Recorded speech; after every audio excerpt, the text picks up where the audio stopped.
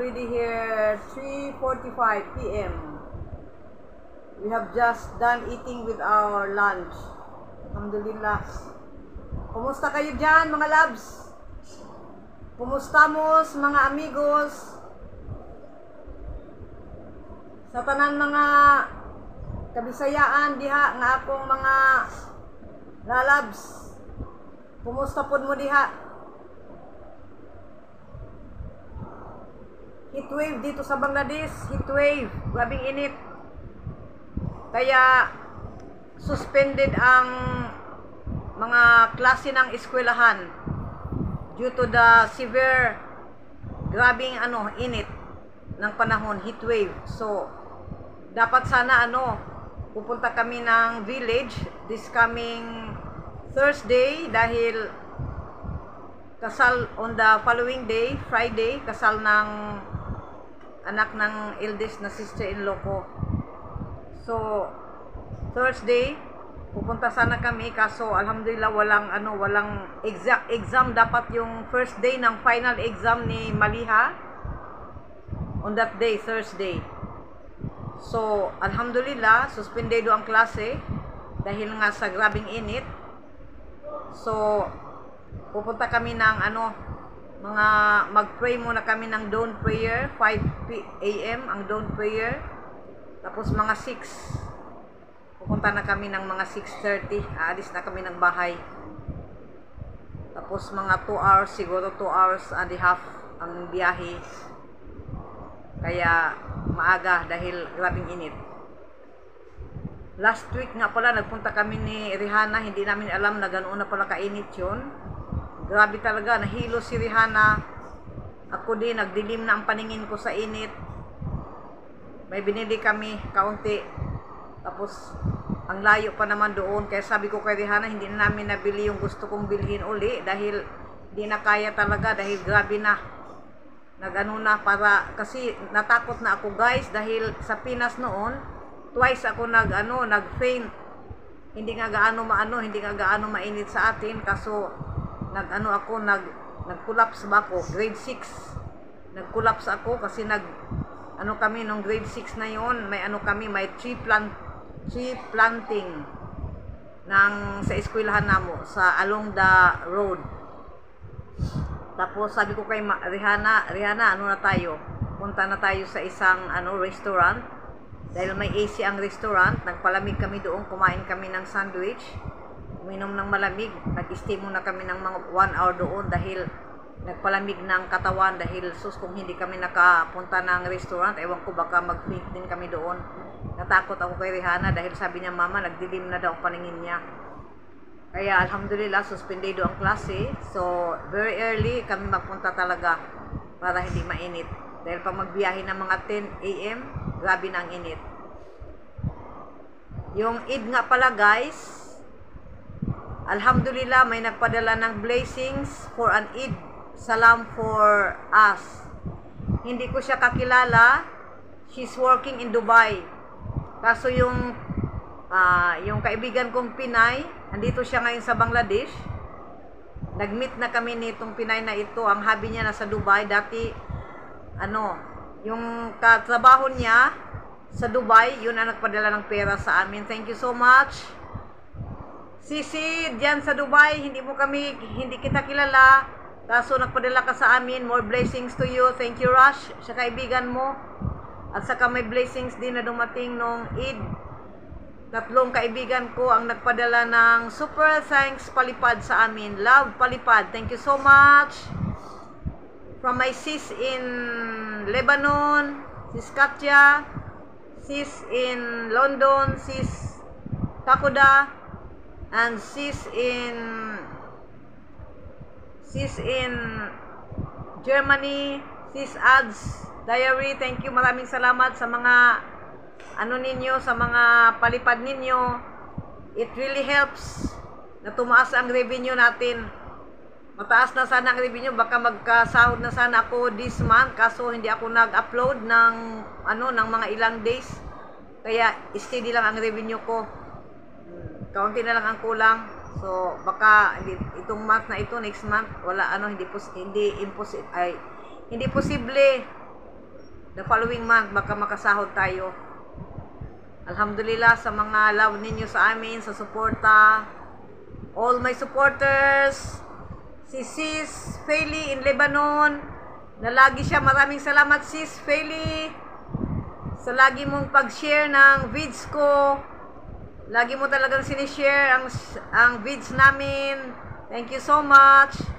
To all my supporters, maraming salamat sa mga ninyo suporta sa amin. Dahil sa inyo, andito kami. Dahil sa inyo, lahat-lahat.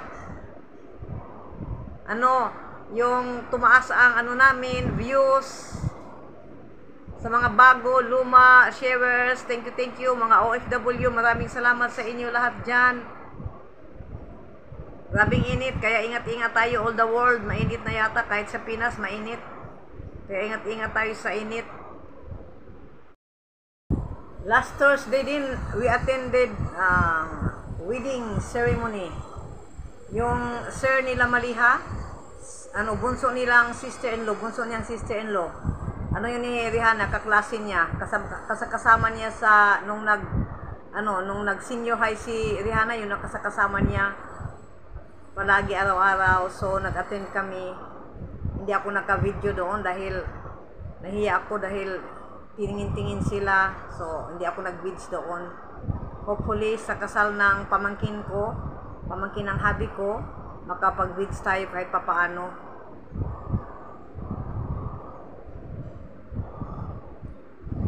Stay in home lang.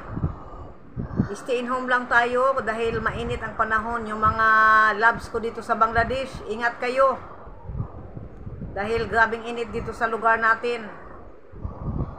Inom lagi ng water para tayo ma-dehydrated. All the world, mainit talaga. Si Malia kakakain lang, andito na siya, na siya. Natulog dahil maaga siya kanina naggising dahil nag-review siya ng exam niya. Kahapon nga pala lumabas ako, sus grabe. Wala kasi kaming gulay, walang maluto. Lumabas ako mga 12 na kasi noon. Grabe ng init. Nahilo ako. Bumili lang ako ng chicken dahil ang mga gulay dito ngayon, walang mabiling gulay. Dried ang mga gulay. Nako. Bis na wala tayong energy sa init. Kaya ang binili ko chicken na lang. Tapos nung dumating ako galing ng palengke na ako, sakit talaga ng ulo ko. Humiga ako kaagad. Sabi ko kay Rihanna, di ko kaya magluto. Siya ang magluto. Si Rihanna ang nagluto kahapon ng namin for lunch. Kaya di rin ako nakaligo kahapon sa tudong init dahil grabe ang naglabad akong ulo oy. Labada ulo ani. Sige, sakit akong ulo ba? Ambot unsa ni basig tumaas naman ang kolesterol ko. Dahil yan minsan ang symptoms pag masakit ang ulo, tataas ang kolesterol, tumataas ang kolesterol. Before 4 months, nagpa-check up ako. 4 months ago ba yun? 5% lang ang tinaas. Halimbawa, ba dito ang kung maintindihan? Halimbawa, 100 ang normal. Ang sa akin, 105 lang yung kolesterol ko. Kaso talagang na yata itong kolesterol ko, dikit na ito sa katawan ko. Dahil 2011 mga labs, na operahan ako ng gallbladder. So, wala na akong gallbladder. So, yung mga fats na kinakain natin, wala nang mag-digest dahil ang gallbladder yata ang nagda-digest ng mga fats na kinakain natin. So, mag-ingat dapat sa kinakain para iwas kolesterol. Kaso, dito sa Bangladesh, hindi pwedeng makakain ng without oil. Dahil yung mga fish, hindi pwedeng paksiwin. Hindi naman tayo pala, hindi rin masabaw yung isda nila dito. Siguro kung Pinas lang ito, sabaw-sabaw lang ako lagi, okay na. Paksiw-paksiw sa akin, okay na. Mas mabuhay pa ako ng sabaw at paksiw kaysa yung mga prito-prito dito. Mas gusto ko pa yun, yummy at healthy foods. Dito kami dahil katapos lang namin kumain. Si Maliha, hindi siya maligo maligo siya after mga 6 PM na siya naliligo ngayon lately. Itong grabing init. Tapos kami sa gabi, hindi namin pwedeng mabuksan ang bintana. Dapat sana pag natutulog buksan ang bintana dahil para may kahit pa paano papasok na hangin, dahil ang simoy ng hangin, ang simoy ng ano namin ceiling fan mainit din.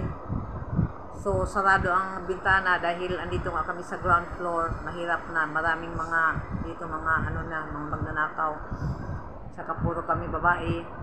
Buti sana kung nasa second floor dahil pwede naming buksan ang bintana.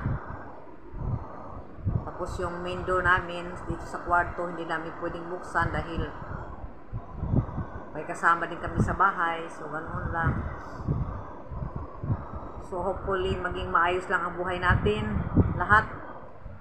Stay safe and stay blessed mga loves. Wala pa rin tayong ipin sa ano, sa front two teeth.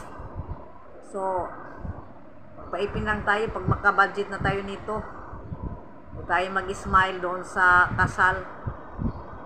Ang hirap pa naman, kailangan tipid-tipid ang smile dahil maano natin yung dalawang ipin. Okay lang guys, walang ipin. Shout out sa mga walang ipin. Okay lang, basta healthy lang tayo, di ba? Okay. Thank you so much. Maraming salamat sa mga suporta ninyo sa amin. Sa walang sawang pagsubaybay sa yaw-yawan. Wala tayong magawa. Palay yaw-yaw lang tayo dito. Okay, love you guys. Ingat. You're the night sky trying to make me see